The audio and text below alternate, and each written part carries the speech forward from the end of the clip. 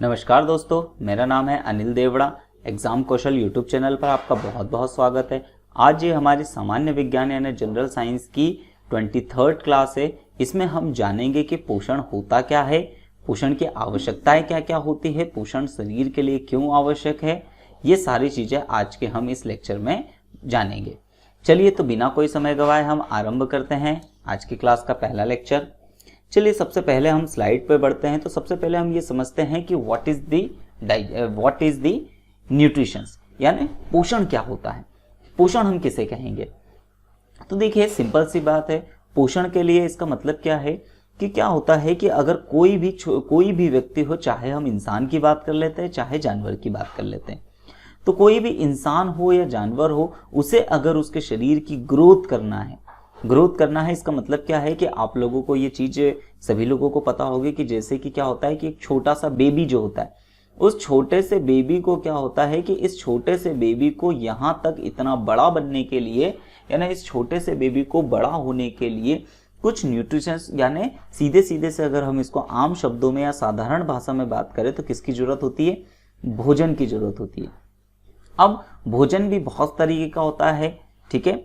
अब उन भोजन में से कुछ ऐसे विशेष तत्व या भोजन में हम बोल सकते हैं कि भोजन के रूप में शरीर में लेने वाले ऐसे रसायन जो क्या काम होते हैं, तो इन रसायन को यूज करती है हमारी बॉडी, जिसको हम शरीर को के अंदर लेते हैं, और उन रसायनों का उपयोग करके हमारी शरीर की क्या होता है, ग्रोथ होता है, हमारा कद बढ़ता है, हमारी हाइट बढ़ती है, ठीक है, हमारी मसल्स का फॉर्मेशन होता है, न्यू सेल्स का फॉर्मेशन होता है, और साथ ही साथ में बहुत ही इंपॉर्टेंट, हम किसके काबिल बन पाते हैं, तो हम हमारा रिप्रोडक्शन यानी अपनी ही जैसी संतानों की उत्पत्ति कर सकते हैं, जिसे हम जनन कहते हैं।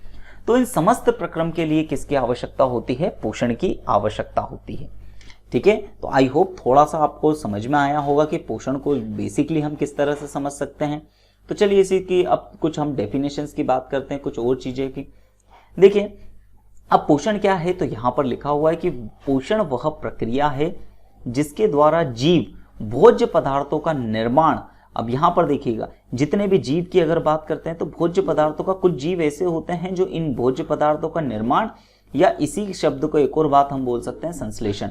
यहां पर इनमें विशेषकर कौन आ जाएंगे, तो इसमें आ जाएंगे हरे पेड़ पौधे, जो कि क्या काम करते हैं, तो हम लोगों को पता है कि हरे पेड़ पौधे क्या करते हैं, तो ये अपना भोजन किस प्रक्रिया के द्वारा बनाते हैं, तो ये अपना भोजन बनाते हैं प्रकाश संश्लेषण की प्रक्रिया के दौरान, ठीक है। अब इस प्रकाश संश्लेषण की इस प्रोसेस में आप सभी लोगों को मैं इसका लेक्चर पहले ही प्रोवाइड करवा चुका हूं। अगर किसी ने अभी तक वो लेक्चर नहीं देखा है तो आप प्लेलिस्ट में जाकर फोटोसिंथेसिस, प्रकाश संश्लेषण किस तरीके से ये चीजें होती है, वहां पे बड़ा अच्छी तरीके से समझाया गया है। तो अब जीव क्या करते हैं, भोज्य पदार्थों का निर्माण भी कर सकते हैं जैसे हरे पेड़ पौधे, और कुछ जीव होते हैं जो बाह्य वातावरण से भोजन को ग्रहण भी करते हैं और उसका उपयोग करता है, पोषण कहलाता है। सभी जीवों में होने वाली यह एक अनिवार्य जैविक प्रक्रिया है। इसका मतलब क्या है कि हम बोल सकते हैं कि वो अगर कोई भी जीव अगर जीव क्यों कहला रहा है, इसका मतलब क्या है कि उसके अंदर जरूर पोषण हो रहा है, पोषण की कुछ विधियां हैं, इसीलिए हम उसे जीव भी कह रहे हैं, जिसके द्वारा जीव विभिन्न कार्यों के लिए ऊर्जा प्राप्त करते हैं, ठीक है। आई होप ये कुल मिला के हमने एक पोषण का एक मतलब समझा कि किस तरह से पोषण होता है। अब पोषण की डेफिनेशंस क्या होती है, ठीक है, न्यूट्रिशंस की डेफिनेशन क्या होती है, तो ये एक डेफिनेशन जो आप लोग एग्जाम में, अपने मेंस की एग्जाम में, यहाँ पर एमपीपीएससी 3rd पेपर के लिए भी बहुत ही स्पेशल ये सारी चीजें मैं आप लोगों को बता रहा हूँ। तो पोषण वह प्रक्रिया है जिसमें जीव बाह्य वातावरण से भोज्य पदार्थों को अपने शरीर में ग्रहण करते हैं, ठीक है। अब यहां पर एक चीज है बाह्य वातावरण से, इसका मतलब क्या होता है कि जीवों में, बहुत सारे जीवों में क्या होता है कि अपना भोजन प्राप्त करने के लिए वो शरीर खुद उसका भोजन नहीं बना पाता है, हमें बाहर से लेना पड़ता है, बाहर से मतलब अपने शरीर के बाहर से, तो उसे हम बाह्य वातावरण से अब भोजन ग्रहण करते हैं, जिसके द्वारा वे विभिन्न कार्यों के लिए ऊर्जा प्राप्त करते हैं, ठीक है। अब भोजन तो ग्रहण करा, अब इसकी वजह से क्या होगा, तो जो भी हमारी दिनचर्या के काम होते हैं जैसे चलना, उठना, बैठना, बोलना, अगर आप अब इस समय क्या है कि अगर वीडियो देख रहे हो, वीडियो के अगर सब्सक्राइब बटन को भी आपने अगर क्लिक कर रहा है, तो उसके लिए भी आप लोगों को किसकी जरूरत थी, तो वो आपको पोषण की जरूरत थी, और पोषण की जरूरत थी तो उन पोषण की वजह से ही क्या हुआ दोस्तों, तो उस पोषण की वजह से ही आप लोग इस तरीके से सारे काम कर पाए हैं। ठीक है, और साथ ही लास्ट बट मोस्ट इंपोर्टेंट कि क्या है, अपनी ही जैसी संतानों की उत्पत्ति करते हैं। यानी जितने भी जीव क्या करते हैं, तो जितने भी जीव पोषण अगर करते हैं तो पोषण से उनको सबसे पहली बात तो क्या होता है, वो खुद की वृद्धि करते हैं, साथ ही साथ में अपने सारे दिन भर के कार्यों को करते हैं, और मोस्ट इंपोर्टेंट क्या है कि अपनी ही जैसी संतानें उत्पन्न करते हैं, मतलब जनन प्रक्रिया करते हैं, रिप्रोडक्शन करते हैं, पोषण कहलाता है। तो इस तरह से ये पोषण की आप डेफिनेशंस अपने एग्जाम्स में लिख सकते हैं काफी अच्छी तरीके से। तो आई होप सो ये सारी चीजें आप लोगों को काफी अच्छी तरीके से क्लियर हो रही होगी। चलिए अब नेक्स्ट चीज हम देखते हैं कि जीवों में क्या होता है कि डिफरेंट टाइप्स के जीव होते हैं, अलग अलग प्रकार के, विभिन्न प्रकार के जीव होते हैं जो अपने ही दिनचर्या वाले काम को करने के लिए क्या होता है, अलग अलग टाइप के न्यूट्रिशन की मेथड अपनाते हैं, अलग अलग टाइप से भोजन को अपने शरीर के अंदर ग्रहण करते हैं, उनको कुछ अलग अलग तरीके से कार्यों को करते हैं। तो उसी के आधार पर हमने ये चीजें डिवाइड की है। तो देखिए जीवों में जो पोषण होता है वो दो विधियों में पाया जाता है, एक होता है स्वपोषी और दूसरा होता है परपोषी पोषण। ठीक है, यानी स्वपोषण जिसको अंग्रेजी में आउटोट्रोपिक न्यूट्रिशंस भी कहते हैं और परपोषी को हेटेरोट्रोपिक न्यूट्रिशंस भी कहते हैं। अब देखिए स्वपोषी का मतलब क्या है कि ऐसे जीव जो अपने भोजन के लिए अपने भोजन को स्वयं निर्मित कर लेते हैं। ठीक है, क्या कर लेते हैं, स्वयं ही निर्मित कर लेते हैं अपने भोज्य पदार्थों को। अब जैसे ही खुद बना लेते हैं तो इसका सबसे बेस्ट एग्जांपल आ जाएगा जितने भी ग्रीन प्लांट्स होते हैं। ठीक है, यानी हरे पेड़ पौधे जो होते हैं, तो जितने भी ग्रीन प्लांट्स होते हैं वो सारे के सारे क्या कर सकते हैं, बड़ी आसानी से ही क्या करते हैं, फोटोसिंथेसिस प्रकाश संश्लेषण की प्रक्रिया के दौरान अपना खाना खुद बना सकते हैं। तो वो स्वपोषी पोषण कहलाएगा। जबकि परपोषी पोषण का मतलब क्या होगा, तो उसके अंदर ऐसे जीव आएंगे जो अपना भोजन खुद नहीं बना सकते हैं। ठीक है, अब अपना भोजन खुद नहीं बना सकने का मतलब ऐसा नहीं है कि जैसे हम इंसान बोले सर मैं तो हमारा खाना खुद ही बनाता हूं, रोटियां हमारे घर पे मम्मी बनाती है, तो इस तरह से नहीं। जैसे कच्चा मटेरियल की अगर हम बात करते हैं तो सीधी सी बात है, रोटियां आटे से बनती है, आटा जो है वो गेहूं का होता है, लेकिन इस गेहूं को प्राप्त हम खुद नहीं बना सकते। इस गेहूं के लिए हम लोगों को किसके ऊपर निर्भर रहना पड़ेगा, ग्रीन प्लांट यानी हरे पेड़ पौधों पर निर्भर रहना पड़ेगा। ये ग्रीन प्लांट फोटोसिंथेसिस करेंगे और अपना एक उत्पाद बनाएंगे, अपना एक प्रोडक्ट बनाएंगे, दैट प्रोडक्ट इज व्हीट यानी गेहूं, और इस गेहूं का उपयोग करते हैं। और इस गेहूं को हम जब खाते हैं तो यहीं से हम लोग क्या प्राप्त करते हैं, पोषण प्राप्त करते हैं, और इसी की वजह से हम चल पाते हैं, बोल पाते हैं, देख पाते हैं, सारी चीजें अपने दैनिक दिनचर्याएं कर पाते हैं। तो इसे हम हेटेरोट्रोपिक न्यूट्रिशन यानी परपोषी पोषण कहेंगे या परपोषण कहेंगे। चलिए अब स्वपोषी पोषण को देख लेते हैं, हम इसे किस तरह से हम समझ सकते हैं। तो इसकी डेफिनेशन कुछ इस तरह से है कि स्वपोषी पोषण की वह विधि है जिसमें जीव अपने भोज्य पदार्थों का निर्माण प्रकाश संश्लेषण के द्वारा स्वयं करते हैं। जैसे हरे पौधे, कुछ बैक्टीरिया भी हैं, कुछ ब्लू ग्रीन एल्गा यानी नील हरित शैवाल भी इसके अंतर्गत आ जाते हैं। जबकि परपोषी पोषण को हम समझते हैं तो परपोषी पोषण क्या है, तो विषम पोषी पोषण वह विधि है जिसमें जंतु अपने भोजन का संश्लेषण स्वयं नहीं करते बल्कि दूसरे जीवों से प्राप्त करते हैं। इसके एग्जाम्पल में आ जाएगा सभी जंतु, और बहुत ही इंपॉर्टेंट हम भी उस तरीके का न्यूट्रिशन यानी मनुष्य भी किस तरीके का न्यूट्रिशन मोड ऑफ न्यूट्रिशन अपनाते हैं, परपोषी पोषण यानी हेटेरोट्रोपिक न्यूट्रिशन कहलाते हैं। अब हम पूरा फोकस जो करेंगे वो किसके ऊपर करेंगे, तो हेटेरोट्रोपिक मोड ऑफ न्यूट्रिशन को हमने और फर्दर डिवाइड किया है, थोड़ा सा और क्लासिफाई किया है। तो इसकी क्लासिफिकेशन की मेथड को देखते हैं। चलिए अब जीवों में जो पोषण की विधियां हैं, ठीक है, तो टाइप्स ऑफ न्यूट्रिशन देखिए, इसे थोड़ा सा हम लोगों ने समझने की कोशिश की है कि आउटोट्रोपिक न्यूट्रिशन, टाइप्स ऑफ न्यूट्रिशन। तो जितना भी न्यूट्रिशन होता है वो दो टाइप का होता है, एक होता है आउटोट्रोपिक न्यूट्रिशन और एक होता है हेटेरोट्रोपिक न्यूट्रिशन। आउटोट्रोपिक न्यूट्रिशन को अभी हाल मैंने बताया था, इसे क्या कहेंगे, स्वपोषी पोषण बोलेंगे या स्वपोषण बोलेंगे इसको। और हेटेरोट्रोपिक को क्या बोलेंगे, हम इसे बोलेंगे परपोषी पोषण, या हम इसे बोलते हैं अंग्रेजी में हेटेरोट्रोपिक, जो दूसरों के ऊपर डिपेंडेंट होते हैं। अब इस हेटेरोट्रोपिक मोड ऑफ न्यूट्रिशन को भी हमने फर्दर तीन तरीके से डिवाइड किया है। First one is holozoic nutrition, saprophytic nutritions और पैरासाइटिक न्यूट्रिशंस। अब हेलोजोइक को भी हमने 3 तरीके से डिवाइड किया है, हर्बीवोरस, कार्निवोरस और ओमनिवोरस। क्लियर? थोड़ी सी चीजें आप लोग यहां पर समझते चलिएगा और आगे अब इनको हम डिटेलिंग में एक एक करके इनको डिटेलिंग में पढ़ने वाले हैं। ठीक है, चलिए तो ये थोड़ा सा चार्ट अपने मन में संजो कर रखिएगा, मन में बनाइएगा कि इस चार्ट को किस तरह से हमें स्टडी करना है। जब भी आप लोग इस तरीके से मोड ऑफ न्यूट्रिशन की बात करते हैं तो आपके मन में ये चार्ट आ जाना चाहिए कि किस तरह से हमें इसकी स्टडी करना है। चलिए आगे बढ़ते हैं। अब हेट्रोटोपिक न्यूट्रिशन यानी परपोषी पोषण।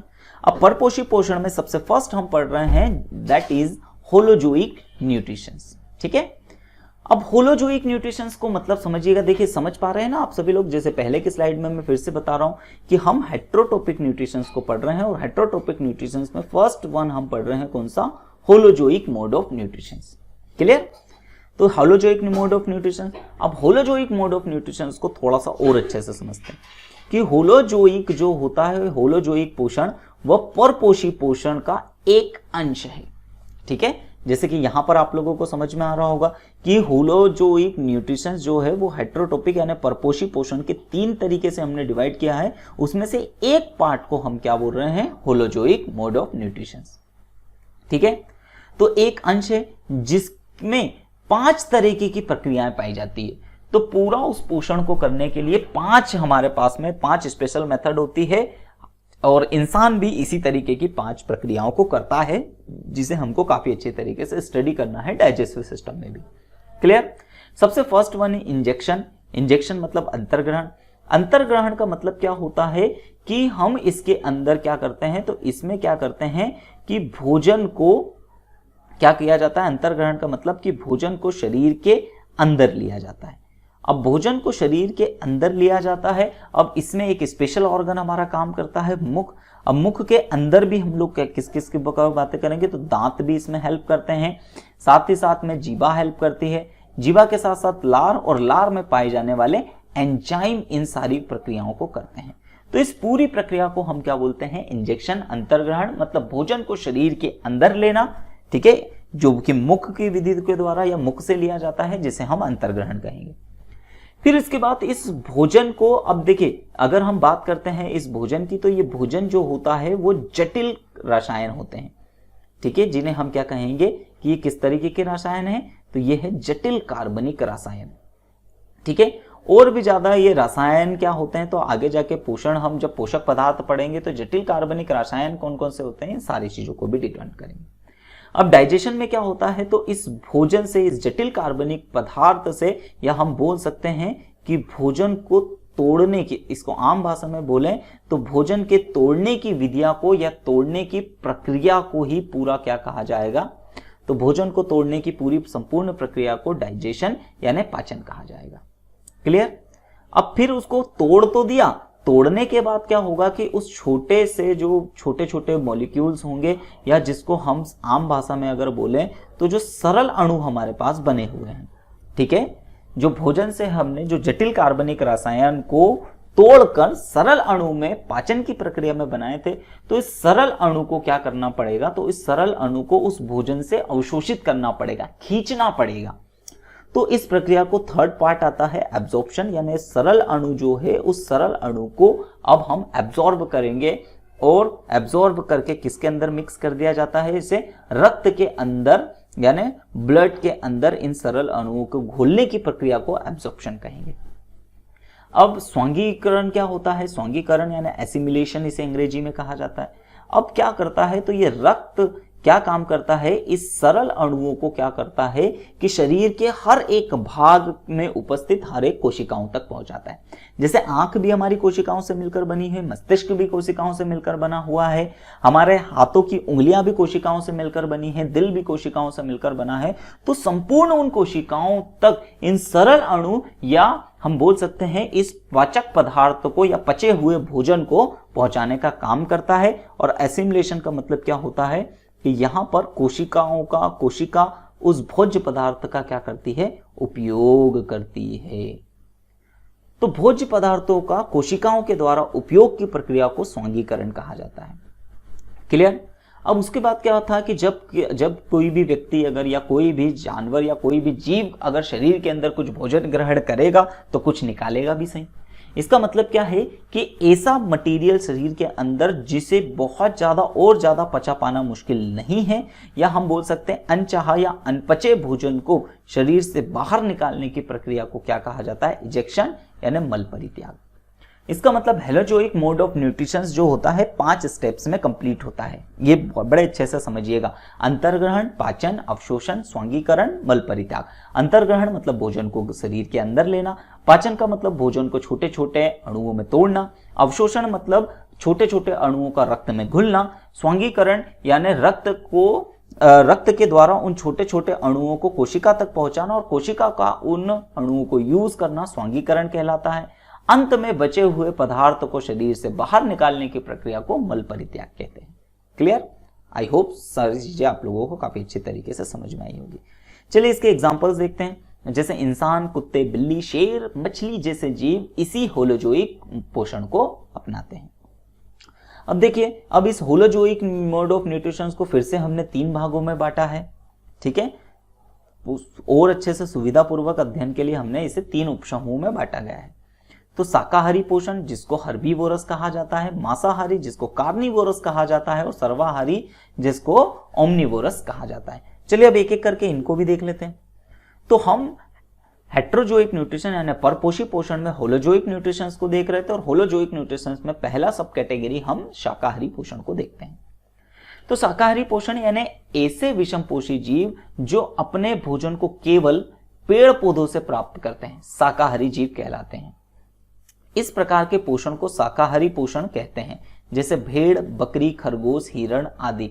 इसका मतलब आपने देखा होगा कि भेड़ हमेशा जब भी खाना खाती है तो मांस नहीं खाती, यह हमेशा क्या खाती है, घास खाती है। बकरी आ जाएगा, खरगोश आ जाएगा, हिरण आ जाएगा और हाथी भी। तो ये सारे के सारे जीव क्या करते हैं, हमेशा अपने जीवन को जीने के लिए पेड़ पौधों के ऊपर निर्भर रहते हैं। तो इसे हम शाकाहारी जीव या अंग्रेजी में कहें तो हर्बीवोरस न्यूट्रिशन कहेंगे। क्लियर? चलिए आगे बढ़ते हैं। तो हेट्रोट्रोपिक मोड ऑफ न्यूट्रिशन में, होलोजोइक न्यूट्रिशन में हम पढ़ रहे हैं मांसाहारी पोषण यानी कार्निवोरस। यानी इसे देखते हैं कि ऐसे विषमपोषी जीव जो अपने भोजन को केवल दूसरे जंतुओं के मांस से प्राप्त करते हैं, मांसाहारी जीव कहलाते हैं। तथा इस प्रकार के पोषण को मांसाहारी पोषण भी कहते हैं। इसके एग्जाम्पल्स आ जाएंगे शेर, बाघ, चीता आदि। ये आप देख सकते हो। ठीक है, शेर, बाघ, चीता, लोमड़ी, यहाँ पर इस तरीके से टाइगर शार्क जो है, शार्क मछली भी, ये हमेशा क्या करती है, अपने भोजन को प्राप्त करने के लिए दूसरे जीवों के मांस पर ही डिपेंड करती है। तीसरा टाइप का हमारे पास होलोजोइक न्यूट्रिशन में आ जाएगा सर्वाहारी, जिसको ओमनिवोरस कहते हैं। यानी ऐसे विषमपोषी जीव जो अपने भोजन को केवल पेड़ पौधे और जंतुओं के मांस दोनों से प्राप्त कर लेते हैं। यानी जरूरत पड़ती है तो वो पेड़ पौधों को भी अपने भोजन बना ले सकते हैं और साथ ही साथ में जरूरत पड़ने पर मांस यानी जंतु के मांस से भी अपना भोजन प्राप्त कर सकते हैं। सर्वाहारी जीव कहलाते हैं। इस प्रकार के पोषण को सर्वाहारी पोषण कहते हैं। इसमें एग्जाम्पल आ जाएगा मनुष्य, कुत्ता, भेड़िया आदि। जिसे आप लोग देख सकते हो कि इस तरीके से क्या है कि मनुष्य जो होता है वो पेड़ पौधे से भी अपना भोजन भर सकता है और मीट खाकर भी भर सकता है। चिंपैंजी आ जाएगा, डॉग आ जाएगा, इसमें रेड चूहा भी इसी तरीके से काम करता है। ठीक है, गंज मंजार, इसका मतलब कैविट, इसको बोलते हैं, कैविट बोलते हैं।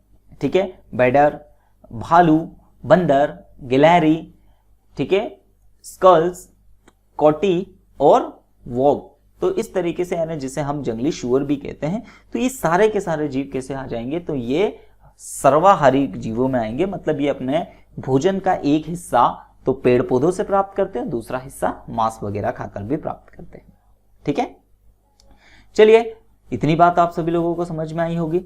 अब हेट्रोटॉपिक मोड ऑफ न्यूट्रिशन में अब अगला पार्ट हम पढ़ रहे हैं मृतोपजीवी पोषण, जिसे सेप्रोफाइटिक मोड ऑफ न्यूट्रिशन कहा जाता है।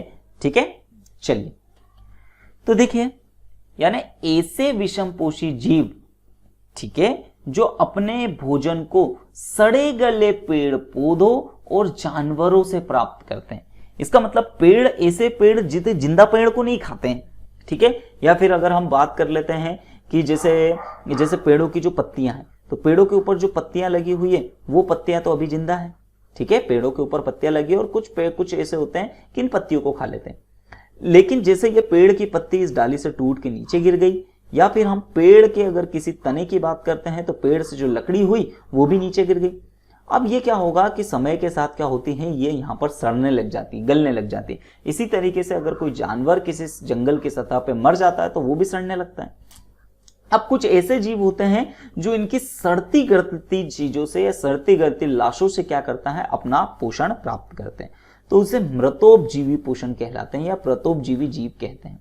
ठीक है, यानी मृतोपजीवी का मतलब समझ में आ रहा है, मृत का मतलब मर जाना और उपजीवी का मतलब क्या है कि मरने के पश्चात मतलब उन जीवों से भोजन प्राप्त करते हैं, तथा इस प्रकार के पोषण को मृतोपजीवी पोषण कहते हैं। इसके एग्जाम्पल आ जाएगा जैसे कुकुरमुत्ता, मशरूम, तो आप सभी लोगों ने देखा होगा।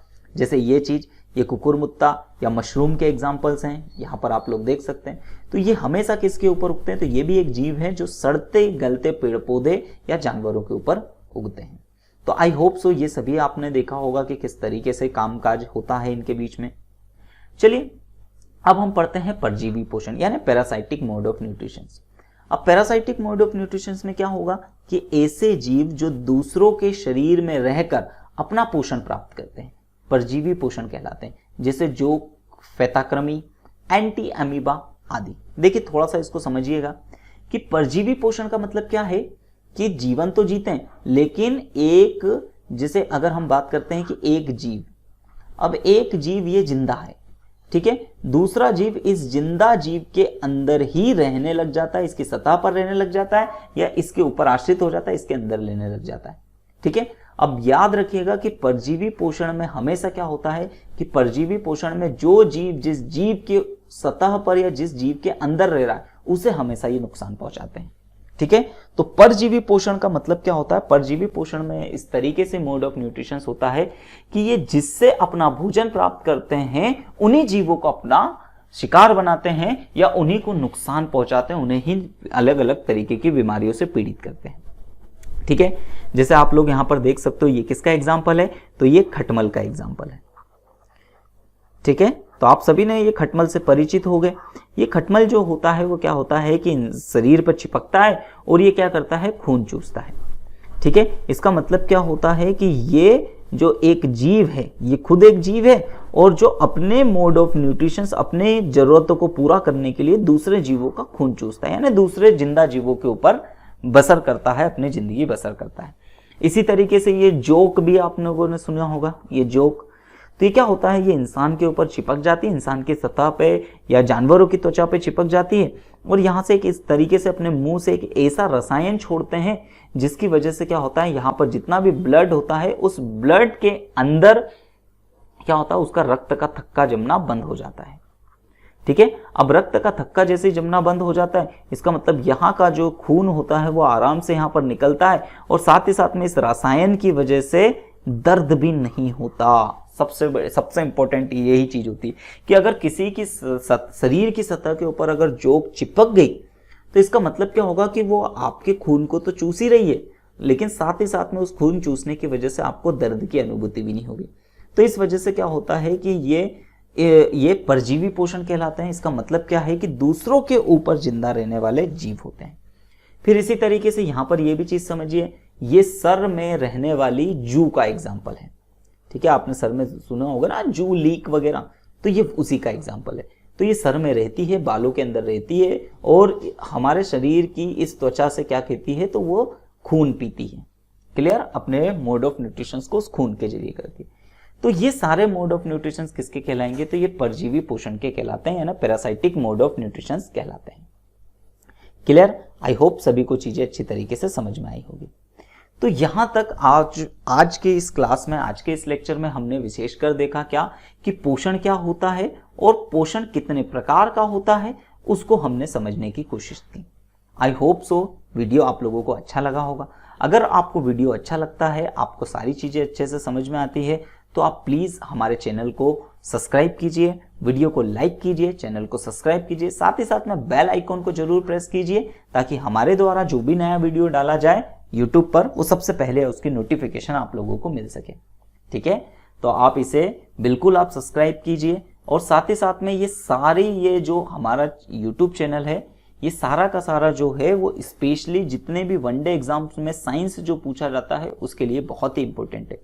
साथ ही साथ में इसी लेक्चर सीरीज में आप लोगों के लिए MPPSC, ठीक है, MPPSC के लिए थर्ड पेपर का जो कंप्लीट सिलेबस है थर्ड पेपर के लिए, वो इस लेक्चर सीरीज में आपको पूरा प्रोवाइड करवाया जाएगा। ठीक है, तो आप सभी लोग बिल्कुल अगर चाहते हैं कि इसी तरीके से मैं वीडियोस और अच्छे लिए आप लोगों के लिए मेहनत करता रहूं, बनाता रहूं, तो आप प्लीज चैनल को सब्सक्राइब जरूर कीजिए। चलिए, तो आज की क्लास हम यहीं समाप्त करते हैं। धन्यवाद।